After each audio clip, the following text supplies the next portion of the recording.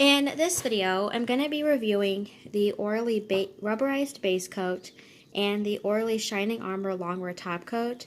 So I'm just going to say this up front that I am not really familiar with the brand Orly. I have like a handful of their polishes because of the color pass system that we decided to try out. So I know that this has been out for a while. I'm not sure when it came out. Like I said, I'm not really, I don't really have a lot of knowledge about Orly. But I'm going to talk about the base coat first, and I'm just going to say that I'm going to be sharing my opinion about these two products, my experiences, as well as what I think of them, and if I'd recommend them. So the first thing I'm going to do is the base coat, and I will say that this is probably one of my all-time favorite base coats that I've been using. I have been using this since I got it in the box about a month and a half ago, I want to say. And I've actually been wanting to try out this base coat just because I've heard a lot of good things about it. And I was actually really curious to try out what a rubberized base coat felt like because I've heard that rubberized base coats dry with a rubbery feeling, and I just wanted to see if that was true. I will say though that this base coat does have an orangey tint to it, but when you put on your natural nails on its own, you don't see it. However, I did go to use this for to adhere a decal to white nail polish, and it did kind of tint the white nail polish slightly orangey or kind of corally, but because I was putting a decal over it, I wasn't concerned about it. But I've been using this on both my hands and on my feet, and this has been doing a really good job. I have been trying this out with lighter colors. I've tried it out with darker colors such as dark blues, dark greens, basically the colors that are known to cause staining. And so far, I've had no staining, which is great. This works really well. It dries down very quickly, and it doesn't actually have a rubberized feeling. It has a very smooth feeling to it. No, not rubberized at all, which I was kind of surprised at.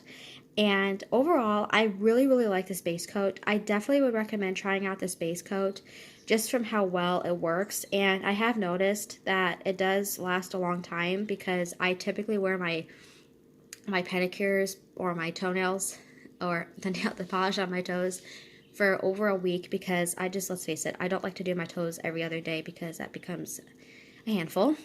And this has done really good. Like I said, it has protected my toes from staining against the darker colors that I like to try out, and I really like it. Plus, it dries down very quickly.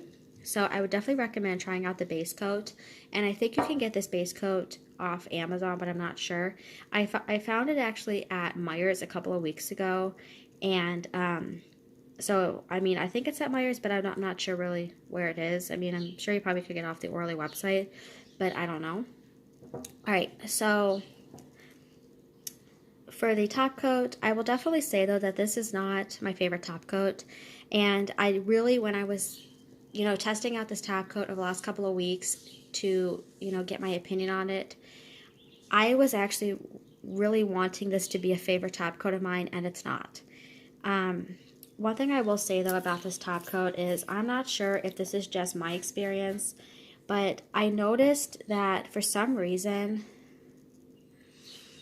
that it kind of has this is going to sound strange, but you know how nail polish has that really sometimes strong odor? This doesn't. I don't know how to describe this, but it kind of has like a candy-ish type smell.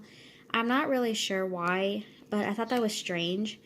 And one thing I will also say though is that this is a top coat, in my opinion, that you have to do a lot of fishing around with. And the reason why I say that is when I first pulled this out of the bottle when I got it, I felt like there wasn't a lot of product on the brush, and I felt like I was doing like fishing to get the product onto the brush, and I wasn't really pleased with that. I will also say though that I was expecting, I don't know why, but I feel like when they advertise the top coat as Shining Armor Longwear or Longwear in general, I feel like top coats that have longwear in them, I don't know why, but for some reason my mind thinks that they should be a fast drying top coat, and I don't really know if this is. It does dry somewhat quickly, but I don't think I would call it a fast drying top coat because I don't know if this is one of those top coats that you can wear and then like 20 minutes later put tape on your nails to do a nail art design. I don't know. I've never tried this on my toes before. I've only ever tried it on my fingers.